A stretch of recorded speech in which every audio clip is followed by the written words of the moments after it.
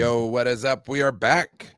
It's the Bring the Heat podcast with Bashar, me, Ryan from No Border Sports, and Waruna. What is going on, everybody? We're in the Super Bowl on Sunday. How we doing? That's what's going on. 5 more days to go. Man, Waruna, I wish I saw your live 5 reaction more when we days. won the game versus the Lions. I mean, luckily, I was watching the game with one of my friends. So both the families got together. We were watching the game at my place. So at the end of the first half, we were like, okay, it's going to be a long year. At least we had a good time. You mean kids were playing together, so we had a good time, drinks, food, so on and so forth. Then end of the day, when everything happened, like probably about around 5 minutes. Oh no, that was the week before. Actually, this week what we did was, we watched. I just watched the game at my place. So at the end of the game, I was so relieved. What I did was we had leftover. Fireworks. These fire sticks and stuff. We went outside and we did the fireworks. That's what we did. Cool, nice. Celebrate with some fireworks. So That's the hilarious. Super Bowl celebration should be even more epic, right? Yes, I have more fireworks left. There you go. So Yeah, when I could hear. the Niners Go ahead. beat when the Niners beat the Green Bay Packers, my buddy who lives in Camano Island, he was saying, yeah, my neighbors once the game ended, they let off fireworks, which is normally what they do after Seahawks games. But I think since we beat the Packers, Seahawks fans were like, yeah. You know what I'm saying? We don't like the Niners, but yeah, the Packers lost. I don't know if they did it with the Lions too, but everybody right now, as far as I've talked to, is like, screw the Chiefs. Go Niners. That's good. Oh, that's good. Good to Yeah, hear. I mean, off the topic, I think 49er fans should celebrate really hard when their team wins some close games, good games. Because I'm coming from a background or rather culture, because I'm from Sri Lanka. So cricket was our religion. Whenever we won a game, the firecrackers would go for at least 30 minutes. The entire country celebrates. So it was epic time. So I mean, you literally can't sleep because usually the matches end at the night time, like 10 p.m., 11 ish. At that time, the firecrackers go on for 30 minutes. So everyone celebrates. Even if your neighbors is on a deep sleep, we'll make sure that he's up and celebrate the victory. That's how Oh, we yeah. did. At the end of the Lions game, it sounded like World War III in my neighborhood. It sounded like somebody was shooting the gun the whole time, but for a good portion, then I realized some of it were fireworks. I definitely heard fireworks for a good like half hour, but at one point it sounded like somebody was shooting his gun too. So it was really loud here. I can only imagine how it's going to sound if we win. I I used to live next to a place called Boom City that sold fireworks on the reservation on 4th of July. And I'll tell you what, I can sleep through a lot of fireworks. It's just like the half sticks and the quarter. It's usually the half sticks, the half stick of dynamite. Those things, they get really loud and they'll wake me up in the middle of the night and I won't know why I woke up. You know what I mean? Because it already happened. I won't wake up hearing it. It'll wake me up. And then I go back to sleep. I don't know what it is. It's too many years of explosions. Like I could probably sleep through an artillery bombardment as long as I wasn't getting shooken. I'm telling you, like they let off fireworks all through the night out on the res. I'm telling you, they all own the fireworks stands. So the moment 4th of July is over, they can't sell any more of those. It's not going to wait till the next year. They save some for the first of the year and then they just blow them all off, man. I'm talking crazy. Good stuff though. I want to give a shout out to E Kim in the house. What up, E Kim? Appreciate you Kim's here. stopping in. Yeah. Old school Cone Zone guy. Man, getting the band back together. Let's go in with the first topic. What's your thoughts on the refs? I can't remember the gentleman's name off the top of my head, his last name, Bilvinovich. but Bill he Vinovich. has been in.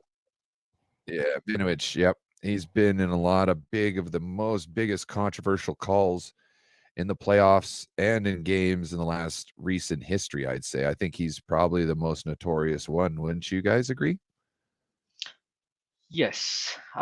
Actually, I would say, I mean, in terms of notorious, yes, we were at the receiving end. Usually, I'm the one who is not complaining about the referees, or I mean, I would go on to say, okay, make better plays. But we clearly saw the difference from 2019 Super Bowl to 2020 Super Bowl when how that 2020 referee crew officiated the game. It was totally different. They were literally calling these holding penalties and everything. And I don't think anybody is asking this question, especially during the media week, during the Super Bowl week. But it's out in the public because Bosa said it last week. Chiefs tackles, they are holding a lot. They are getting. I mean, even Jawan Taylor, he's the most penalized tackle in the league. So that's a problem. Something we cannot change, but say just do it to themselves as well. If referees, I mean the Bill Vinovich and his crew are not prepared to call these holding penalties on Chiefs, 49ers offensive line, take a lesson out of that book. Do it.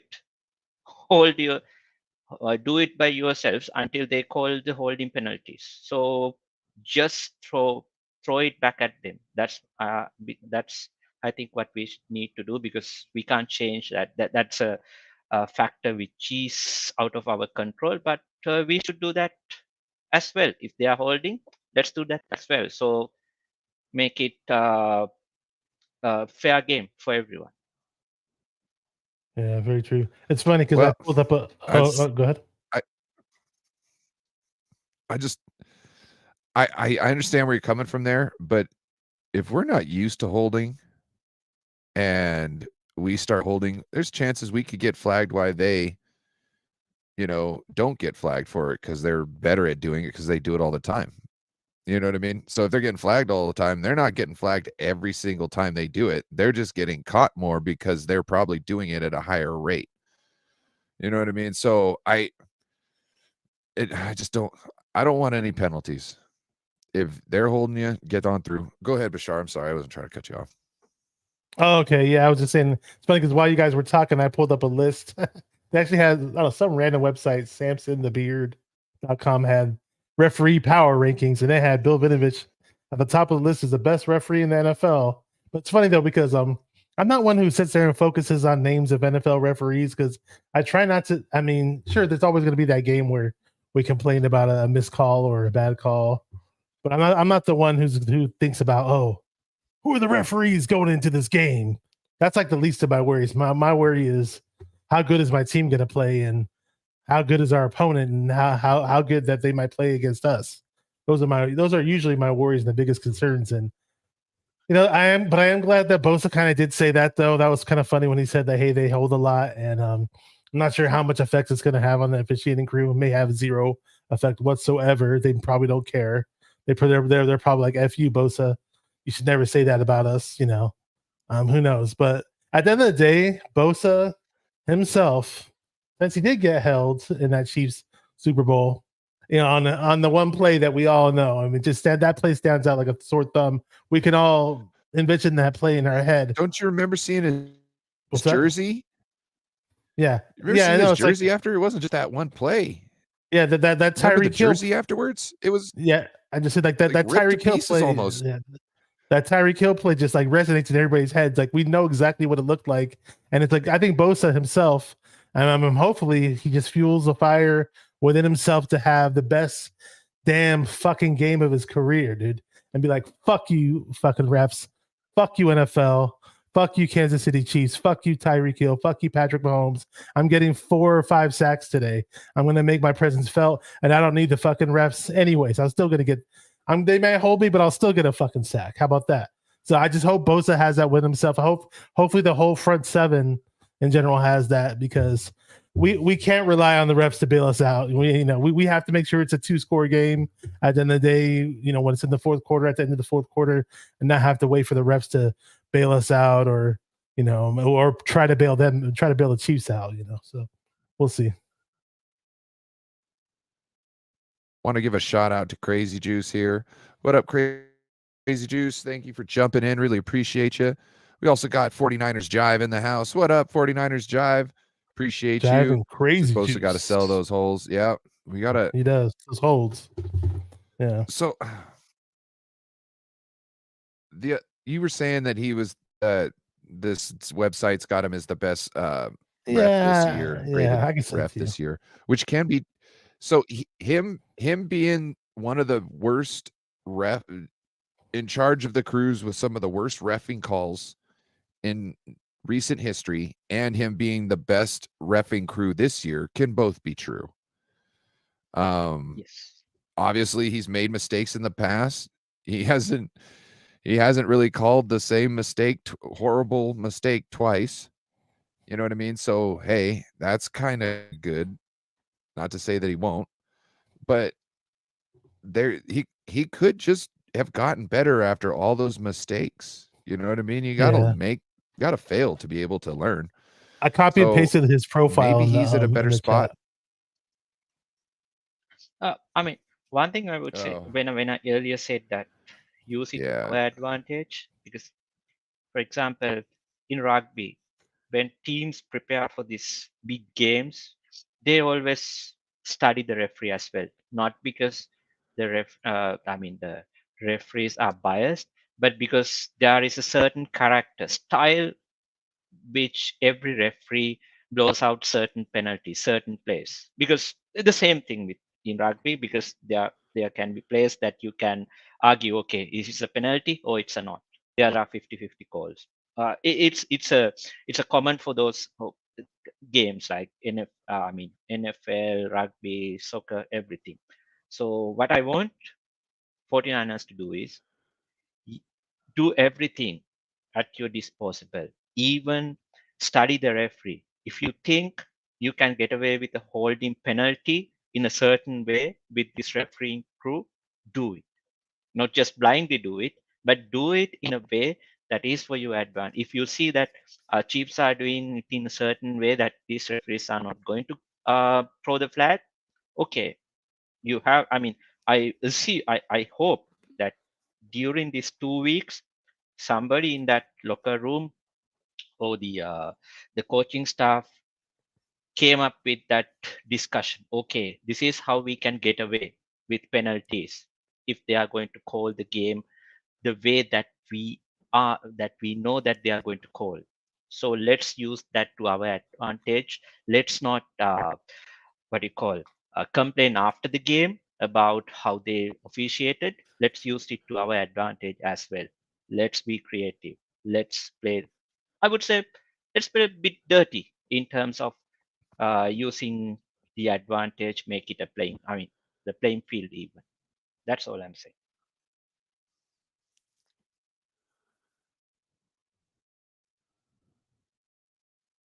Okay. I don't really have a pushback on any of that. I just don't want penalties. Bashar put up his bio in the private chat. It says Vilvinovich, the GOAT. Bill is a fine referee. He and his crew have called a very clean Super Bowl. XLIX, and his crew calls the fewest penalties in the league at under 10 per game. So who knows how that will all play out against us, but that's good to know. I personally would rather have less penalties and let the guys play. Kind of to Waruna's point. Well, if he's going to hold me, then I'm going to do stuff that I'm not able to do to come back your hold. So if I got maybe a hand to the face because you're holding me, okay, well, if you're going to call me for the hand to the face, we got to call him on the hold, right? Because they're both in the same area. So I get that. I see that, and not to say that I want us putting hands on their faces, because that's probably not the one penalty I want us to do to try and stop a holding. You know what I mean? Because that's a more flagrant type of penalty that referees want to stop. But I see where you're going. Um, Bashar, anything else? No, not really. I'm good with the refs, and I just say just don't let the refs don't play bad enough to make the refs a part of the game. That's all. Yeah. Oh, part of the game. Good shit. And you're gonna look. You already got to have enough points on Patrick Mahomes to feel comfortable, right? And that's a lot of points. So we're probably not going to be in that range. We also have to make sure we're not in the range of the refs being able to be a part of the game. Yeah. Um. Next topic. The field. Let's talk about this.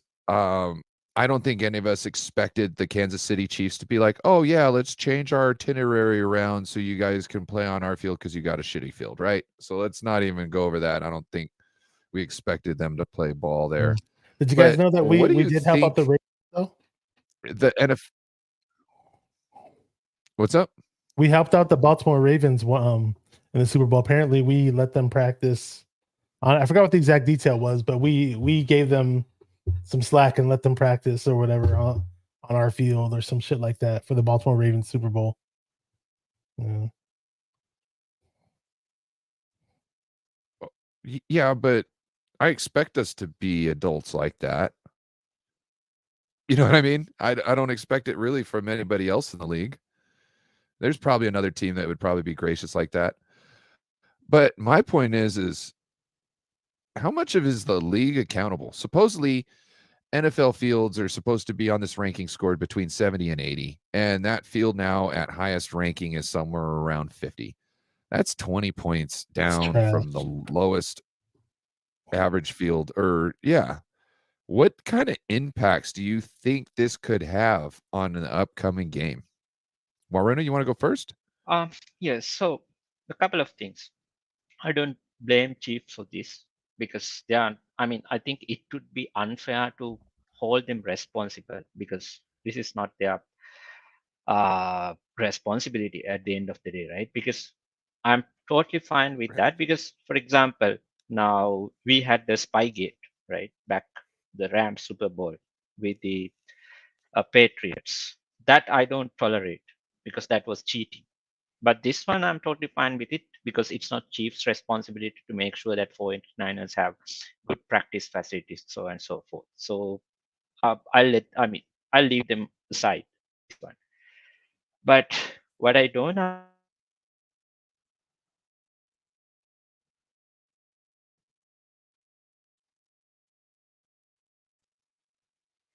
is that's my problem Am I because frozen?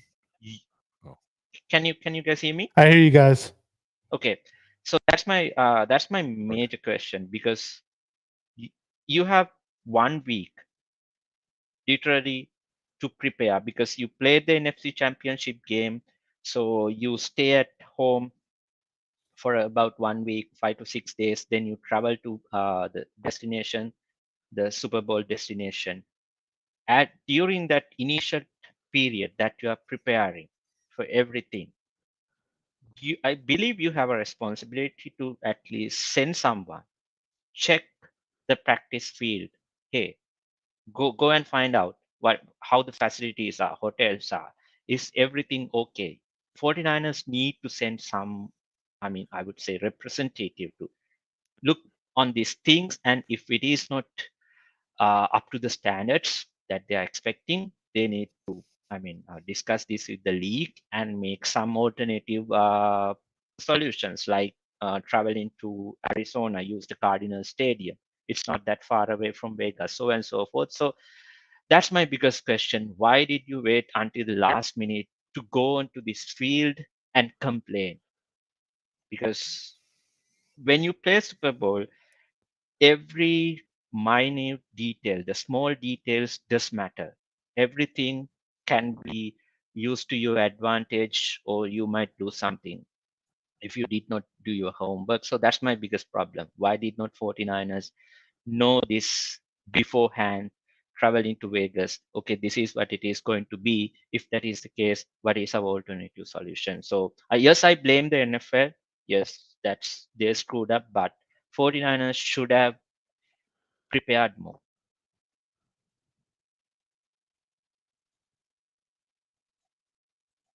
Yeah. A shout out to 49ers Jive. He seems to think that it might have been acceptable before the rain hit. But Bashar, what's your thoughts? Yeah, well, E Kim hit it on those. Well, that's part of it. Exactly. They put grass over a turf field. But I mean, I don't want to argue with Varuna or anything like that. But keep in mind, it is the NFL that provides the facility options for the 49ers, not vice versa. So the NFL was supposed to. They should have checked into these things. I think they had all the way back in December to look at these things.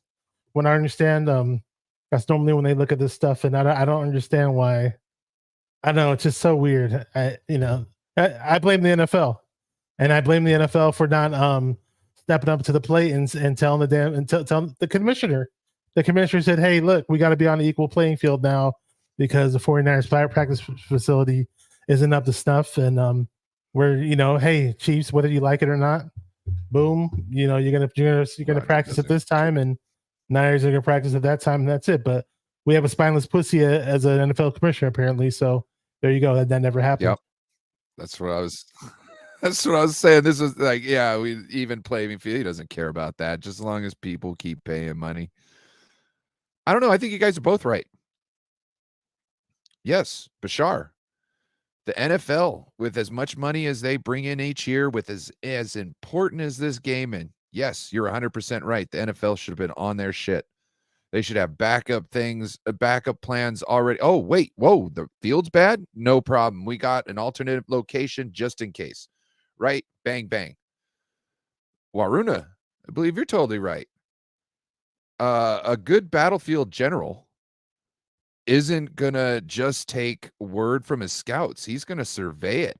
He's not gonna just look at a map and go, yeah, we can put our troops here. He's gonna go out and see if that ground is really worth digging a hole in or fighting over. So yeah, I think you guys are both right. I think going forth, I think Waruna, what you said about sending somebody out, I think that's going to happen from now on, not just at the 49ers.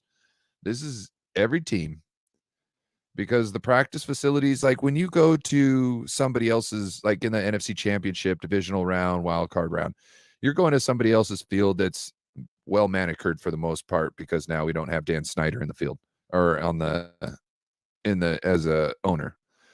So you're going to have, better field conditions no matter what. It's just these practice fields when you go to, it's like when we fly out to the East and we want to stay out there for a couple of weeks. That's one of the biggest things, is us checking to make sure we've got good practice facilities. Like what you just, oh yeah. Yeah. We'll just let you take care of that. And NFL, Roger Goodell, who says it's an acceptable field, even though we know that the rating system says that it's not acceptable. Like, how are you going to lie to us about that? Yeah. So that's the crazy part. Right. Yeah. A 50 rating and 70 is acceptable. It makes no sense. For Goodell not to step in, because when it has a legit shitty rating, that's so weird.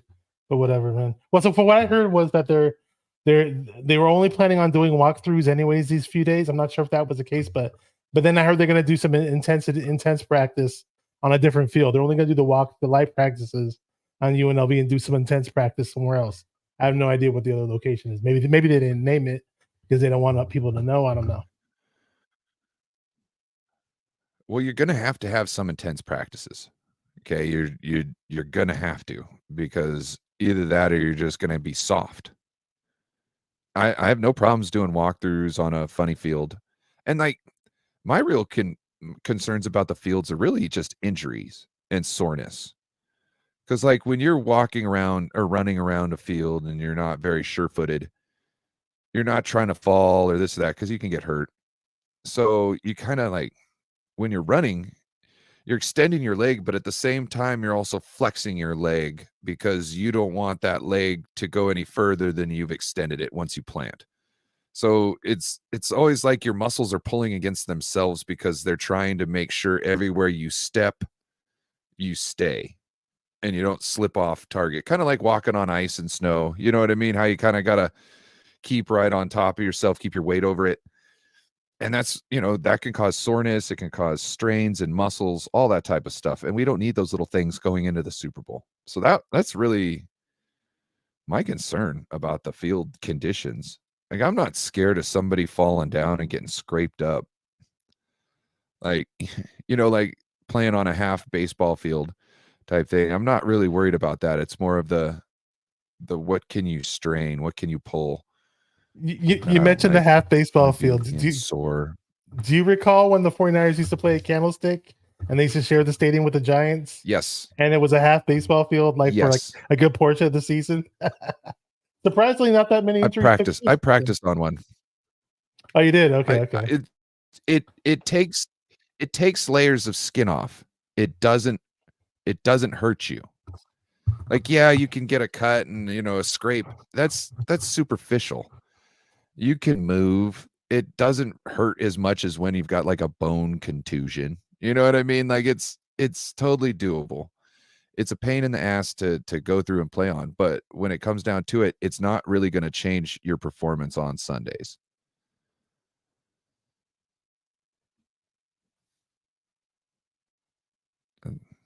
My thoughts.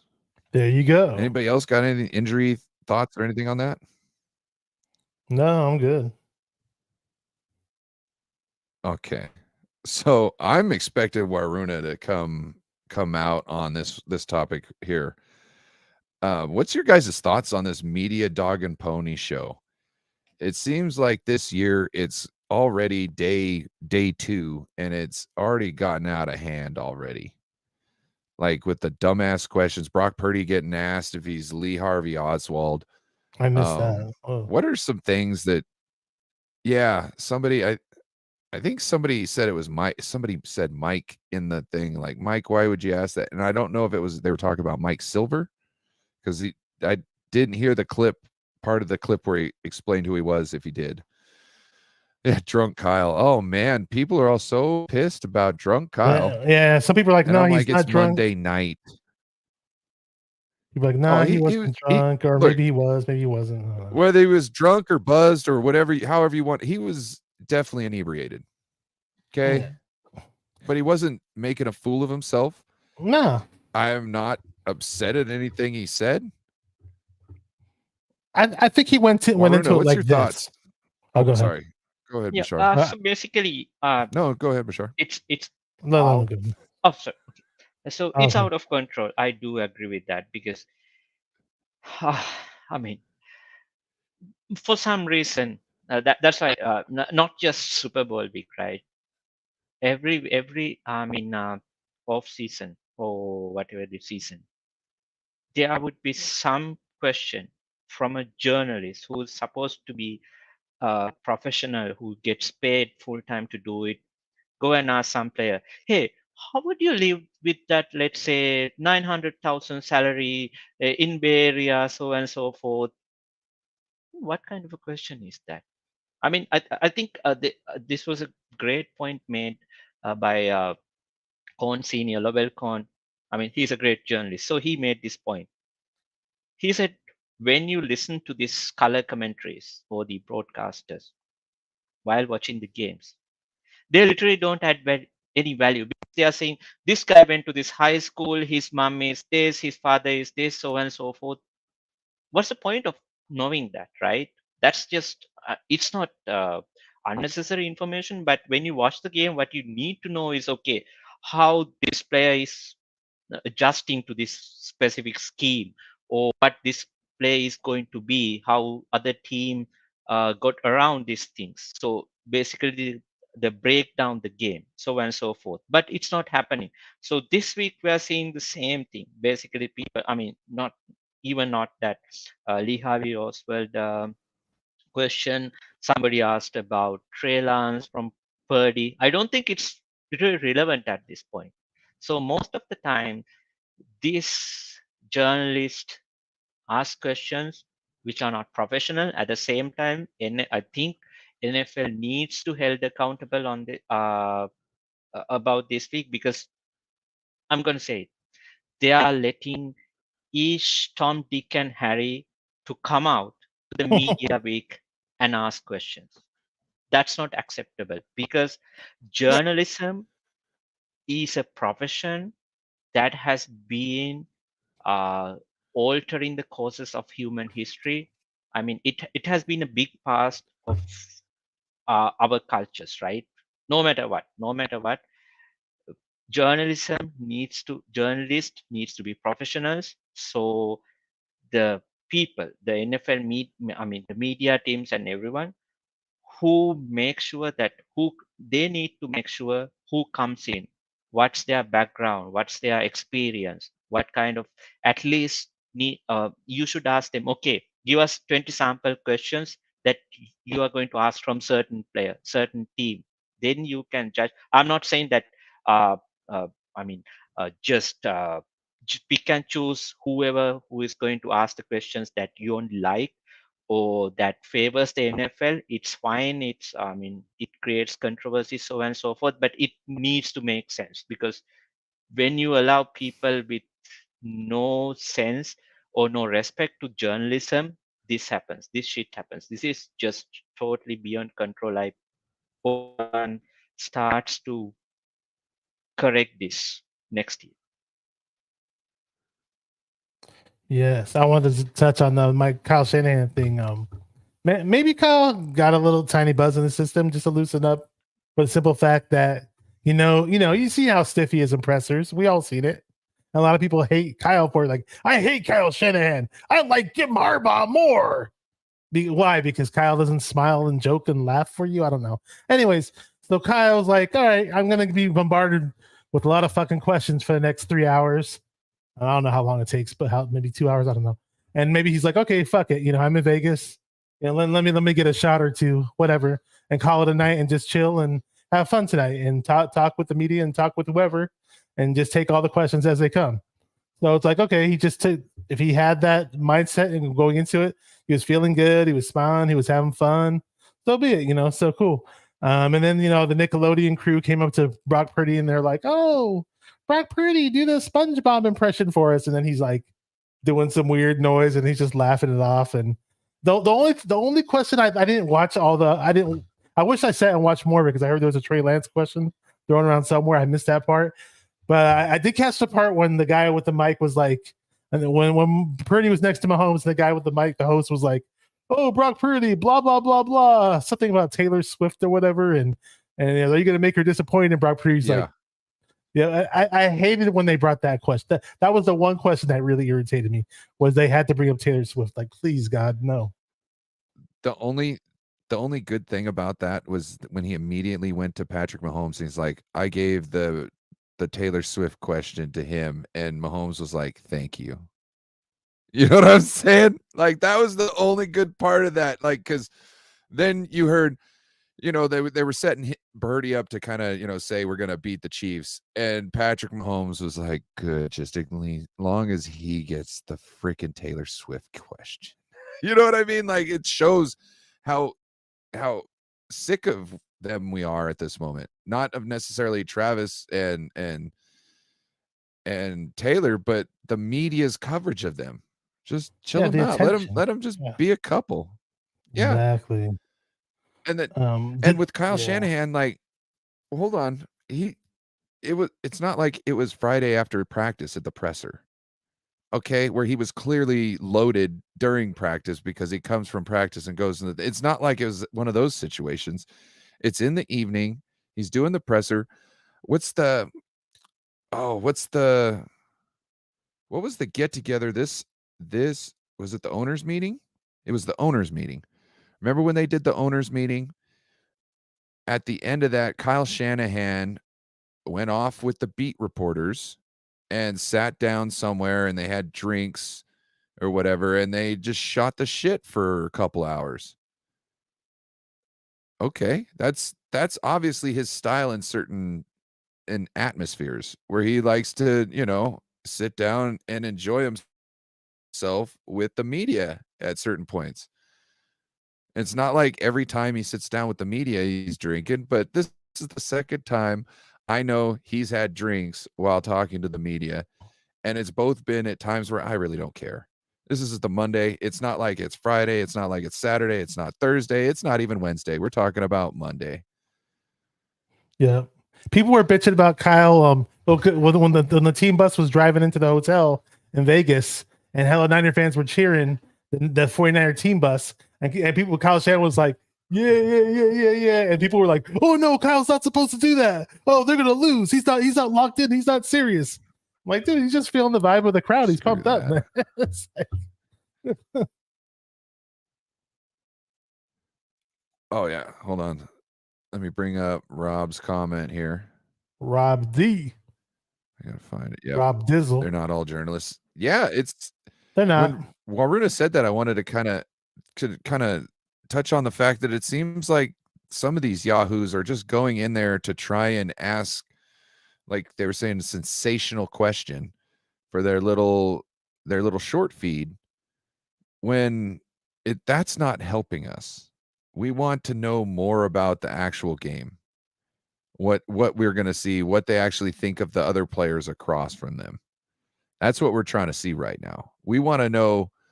It's like you remember the water boy when the kicker, they're doing an onside kick and he's looking at the guy and he's like, where's the bitch? Who's the bitch? And then he sees the guy shaking in his boots and he's like, oh, that's the bitch. And he kicks the ball right at him. This is the time where we get to figure out who the bitch is, because we're we got a chance to figure out who might be doubting themselves. Right? I'm just saying, this is the questions we need, and we're not getting most of them because of the quality of journalists in that room. Remember So- the Baltimore Ravens Super Bowl when they had the 49ers media day, and Chris Culliver was asked a question about what he thought of gay people in the locker room or whatever, if there was a gay player in the locker room or whatever, and he gave some response that wasn't popular. He gave some unpopular response, and everybody grilled Chris Culliver for it. And Chris Culliver got murdered the whole week by the media. Oh, Chris Culliver doesn't like gay people. He hates gay people. And then he had a bad game, right? And lo and behold, who asked the question to Culliver? It was a fucking correspondent from the Howard Stern show. Like just to go back to what you guys were saying about, like, some of these guys that are there at media day aren't even NFL journalists. They're just like you said, yahoos or bozos or whatever. It's almost like anybody can get a press pass to media day. Maybe if I signed up for one, I would have gotten one too. So, oh well. Remember when Bosa? Oh, go ahead. Yeah, but because because that's the thing I'm getting irritated at. Because end of the day, for example, if you get sick, you go to a proper doctor. Even if you watch something on Netflix, you want proper actors who have acting careers, experience, be a part of that movie. You don't want me in your next Netflix special, Waruna? Huh. Maybe. So basically, I'll be on Tubi. I'll be on like a knockoff movie on Tubi, maybe. So basically, end of the day, we could be on Tubi. Yeah. So end of the day, when I consume something, watch something, I spend my time for that. So I want it to be done professionally, especially at this age. I mean, some of these questions, I would tolerate it in a, let's say, a Saturday Night Live on Jimmy Kimmel. That's fine, because there is a place and time that you can ask these kind of questions. Because, for example, somebody asked Chavarius Ford, okay, what is the, what is something along the lines like, what team do you prefer, Chiefs or Niners? What kind of a question is that? What I want to know is, okay, you played in a defense in 2019 against this 49er quarterback. So how do you think maybe Chiefs will attack this quarterback compared to that quarterback? Do you think anything will change?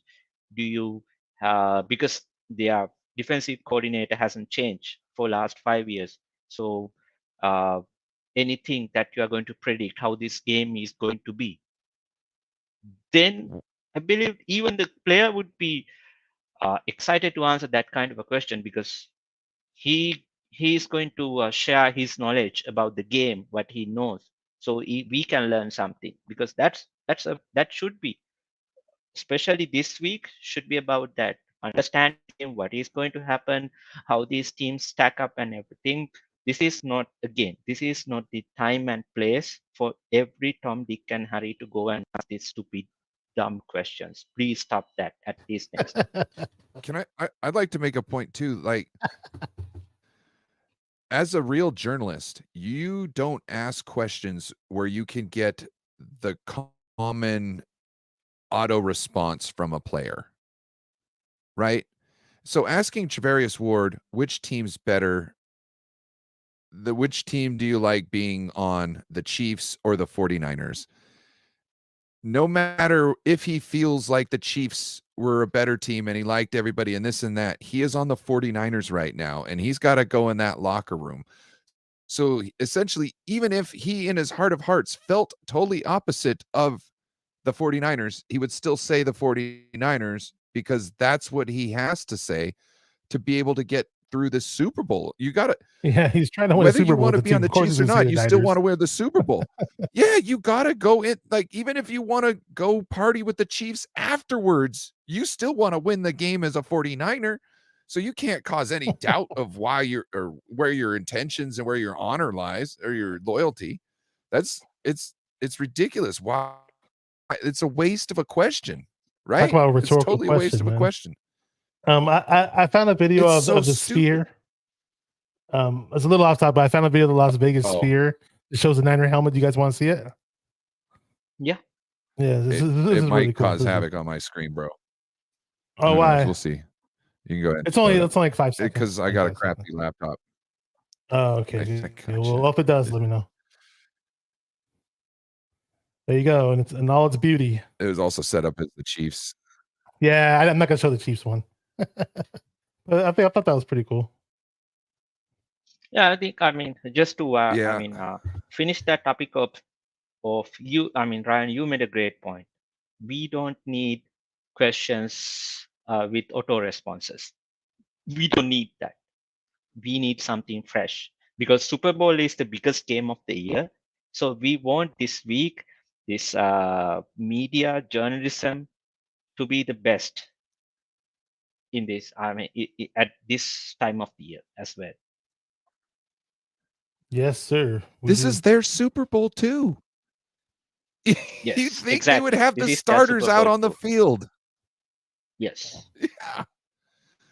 Yeah, I mean, it's like so dumb to ask a question you already know the answer for. It's like, hey, dude, can we be real here? There you go. Yeah, exactly. Shouldn't be, Yeah. be about rocket science, but it should be more And I'm about the players, coaches. It needs to have a value. and I'm okay ending with a when the players' time is coming down. I'm okay with asking them like a silly kind of like maybe not a homely type question, you know what I mean? That's perfectly fine. Hey, thanks for sitting with us. How about you answer a fun question instead of us grill you? You know what I mean? Where you can be a little playful if you want, show some personality. That's perfectly fine. Every other question is not okay. You know what I mean? Like, let's get through the meat and the potatoes, and then you can sit back and have some dessert. Yeah. All right. We're getting late. Let's move on. Actually, let's switch this around. I'm gonna go road to defeat. What do the Niners need to do to essentially seal a path to defeat? What are the big hangups that can get exposed to keep their offense on the field and keep our offense off, and vice versa? Keep our defense on and our offense off.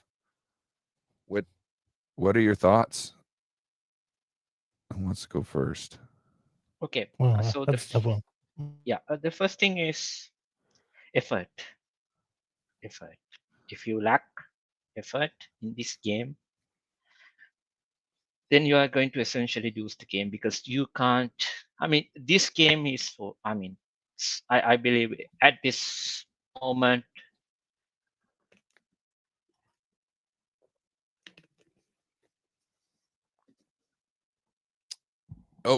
I think Waruna froze again. Did I lose you guys? Did I lose you hear guys? him. I hear him. Okay, Right, cool. I just So don't. the There you go. effort. You're back. You're So back. You're good. we You're need good. to put our 100% effort. I mean, mistakes will happen. Yeah, that's totally fine. But we need to be prepared. We need to be prepared, execute, because that's a, that's the first thing. So that's the first thing I think. If we don't, if there is a lack of effort, we are going to lose this game. Second, most important thing, end of the day, the coaching. Coaching needs to be 110%, not just 100%, 110% sharp on that night, because you can't just say, oh, I messed up this play call. We didn't adjust well, because you can't adjust. I don't want them to say, okay, it took us 1 quarter, 2 quarters to adjust. No, I want them to be on the correct frequency, like 5 minutes before the game, not even 1 second after the game. I want the coaches, their schemes and everything on frequency 5 minutes before the game. So that's the second thing. Coach, if our coaching it's not up to the mark, then we can say goodbye to this game. So two things: effort and coaching. If we get them wrong, we are going to, I mean, come home without Lombardi Trophy. Got it. I mean, like a lot of people were ragging on Chase Young, and I think like some people were saying, like, oh, maybe the schemes are bad. Steve Wilkes' defensive scheme is bad, and a lot of times it's not necessarily the scheme being bad, but execution wasn't being displayed properly. You know, Fred Warner and Oren Burks are shooting the wrong gaps, like they were doing in the first half of that last game. Your defense is going to have some problems, and they're going to be beyond what Chase Young was doing. Chase Young looked really bad on a couple, like 2 plays, I think. But yeah, Fred Warner and Gibbs and Burks looked really bad on multiple plays. So, and we know Fred Warner is way above that. And we know that. We know he's not that guy. Burks has definitely had better games in the past.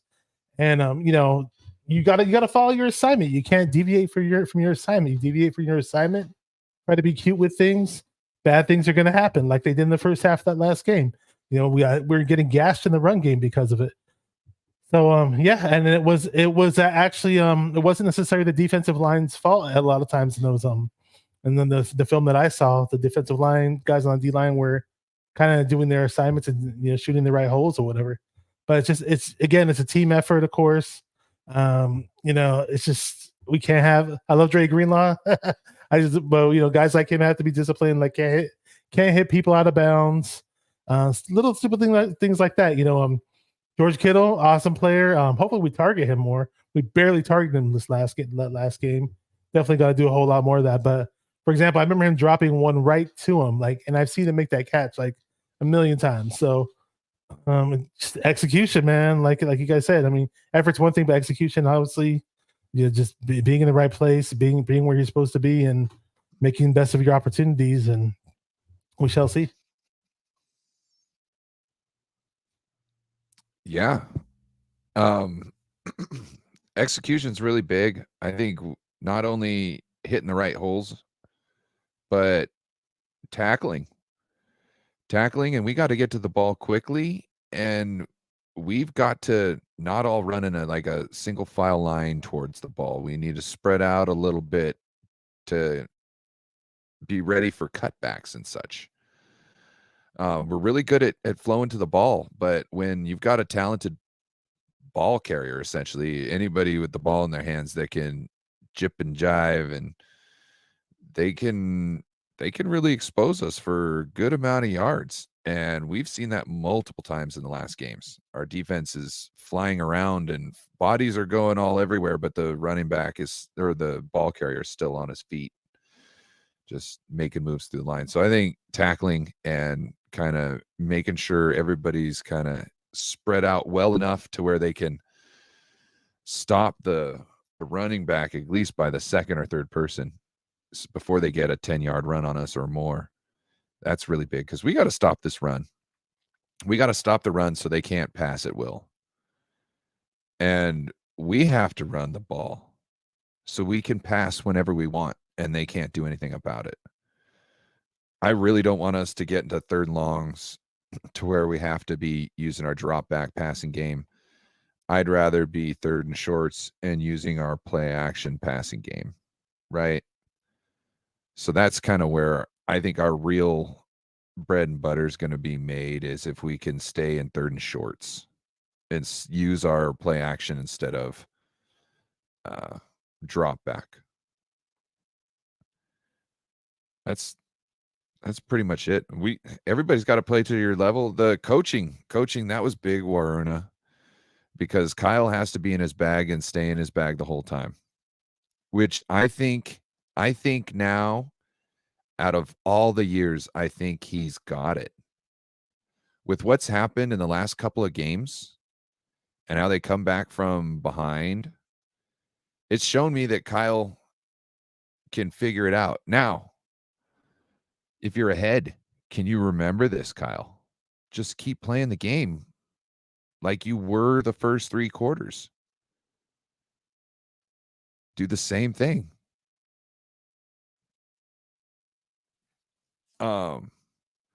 What's your guys' path to victory, Waruna? I know you said we could lose it by not giving effort and by our coaching being off. What are the keys to success? Again, it will come down to the defense. It will come down to the defense and the end of the day, the philosophy of Kyle Shanahan. Because I was thinking, if let's say, if Niners lose, who would I question most? Kyle Shanahan. Not because it's play calling or anything, because I think this year, it was recently, sometime back, he said his philosophy, his and John Lynch's philosophy of building a Super Bowl team. So they want to build a great defense, and based on that defense, I wouldn't say like just a bare minimum offense, but have a good offense. But their mentality is to win a Super Bowl, you have to have a great defense. So that's their mentality. So they trust. So not they trust. They believe winning a Super Bowl is up to a defense. So as most of them say, defenses win championships. That's what they do believe. Right now, they have the highest paid defensive line in the league. They have built this defense over the years. They have all the players they have. I mean, you can argue it would have been nice if we had some cornerback, some safety, so on and so forth. But still, they have in terms of players, the names, they have probably the best, if not the best, one of the best rosters in the NFL of defensive side of the football. So if they cannot win this game with this defense, I don't know when they can win a Super Bowl ever again. So I believe if we are going to win this game, defense has to play lights out. I haven't seen them playing like that, because there are defenses who are capable of shutting down Patrick Mahomes and Chiefs, because we saw with Baltimore Ravens, they literally held Chiefs for 3 points in the second half. So they were able to literally slow down and slow down that Chiefs defense. So I want 49er defense to do that. So if the 49er defense can do that, hold Chiefs, let's say, I don't know whatever the number is, but play a plus game and hold Chiefs offense, then we can win the game. So that's the main thing. That's a path to the victory. Defense. You have to hit it out of the ballpark if we need to win this game. Yes, sir. I mean, Bashar? it's going to be very simple in terms of what I'm speaking on. On this Kansas City Chiefs team, you just have to be dedicated to there you go. You have to be dedicated to running the football. And we have the MVP. Well, a guy who's in the running for the MVP at CMC. A lot of people think he should be the MVP, and give that guy the rock, man. I mean, in any game, I've said this multiple times and I keep saying it. The 49ers are 12-1 when CMC gets 75 plus rushing yards per game.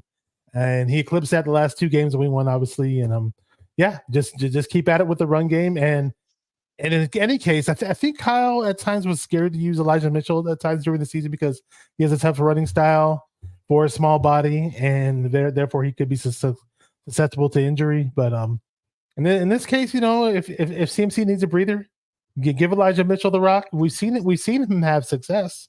We used it. He got the touchdown the last game. Jordan Mason's been pretty successful this year, getting the ball. They barely touched the ball, but hey, mix those guys in if you have to. Just a heavy dose of the run game. And again, we run the ball like crazy. All it does is open up the play action pass. Then you can get those easy ones to Kittle, those easy ones to Ayuk, or those easy ones to Debo. Juwan Jennings. It's so great to have Juwan Jennings back in the mix for the playoffs.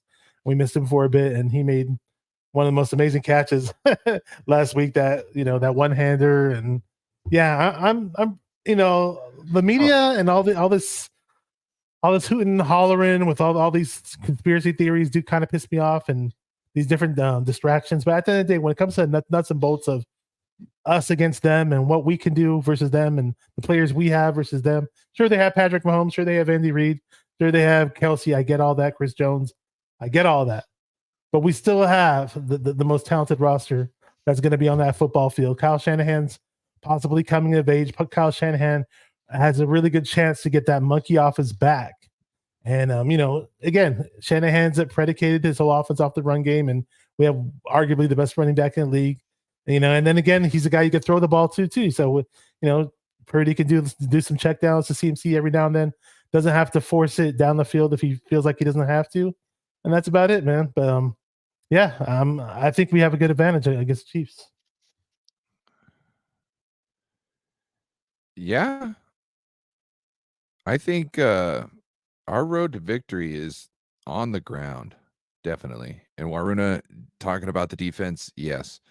I think we kind of need to play Mahomes like we played the Eagles and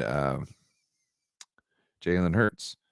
How we slowly constricted the pocket. Let's keep him in there, keep everything in front of us, and stop the run.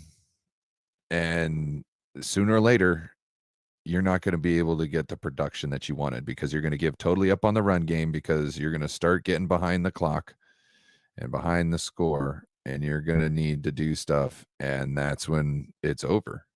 You might be able to get a touchdown in garbage time, but if we can do things correctly, if we don't lose so much ground in the first half, because have you noticed it seems like Kyle gets in his script, and his script kind of gets shut down early. And when it gets shut down early, it's almost like he doesn't really get off the script, and he kind of just keeps on using those plays because he's figuring out what corrections he needs to make as far as what plays he needs to call.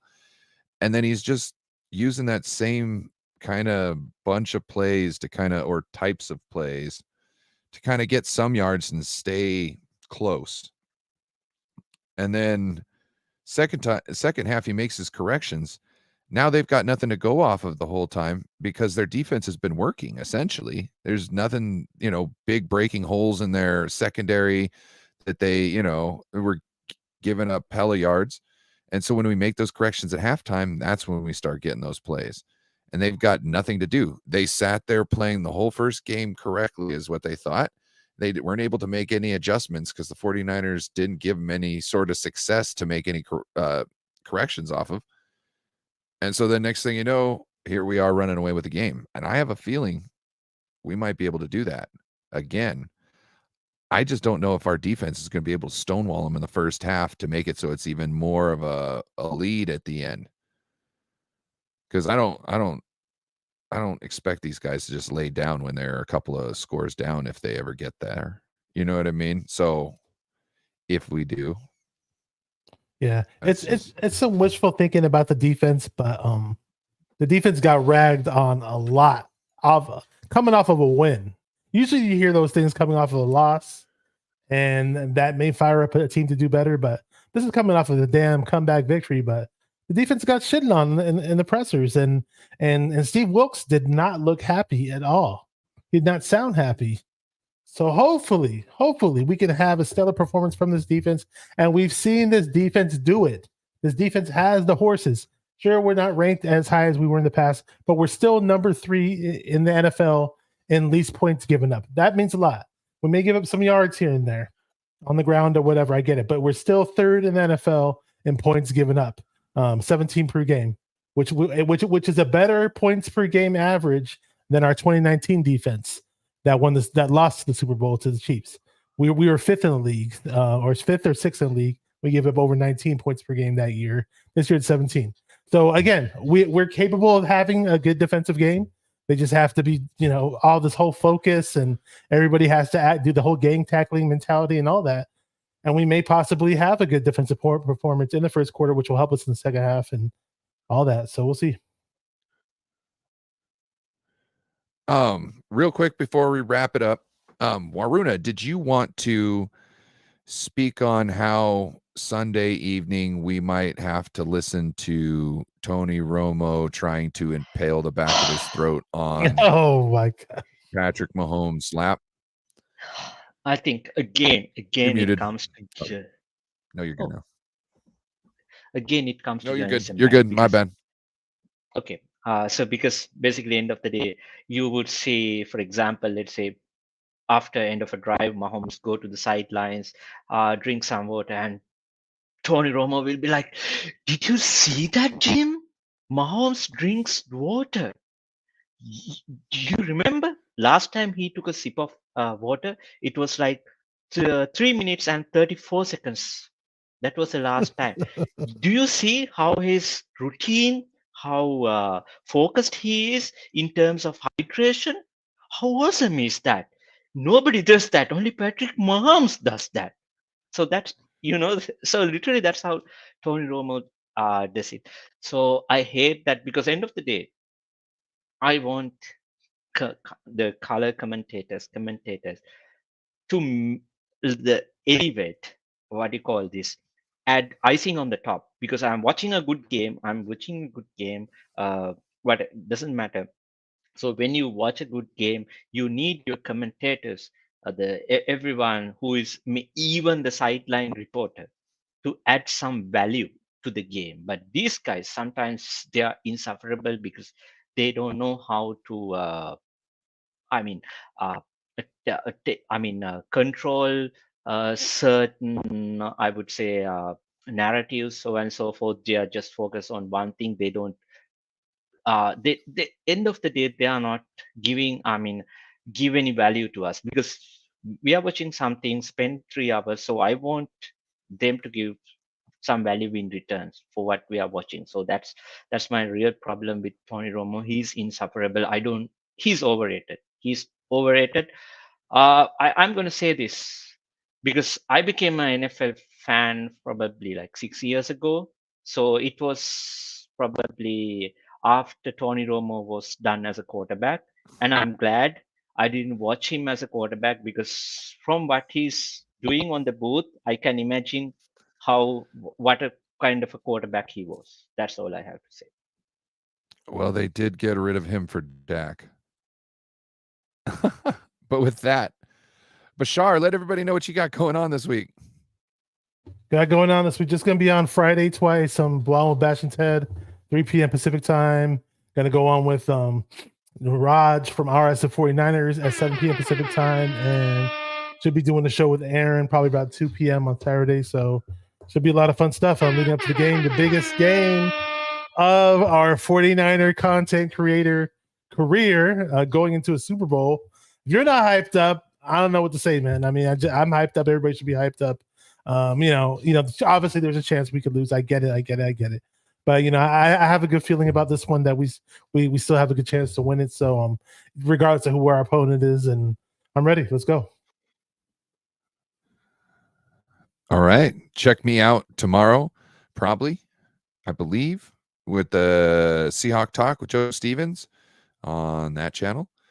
And other than that, I'll be here live streaming the game, so you'll be able to see me either laugh or cry, or a little bit of both. So with that, I thank you all for showing up.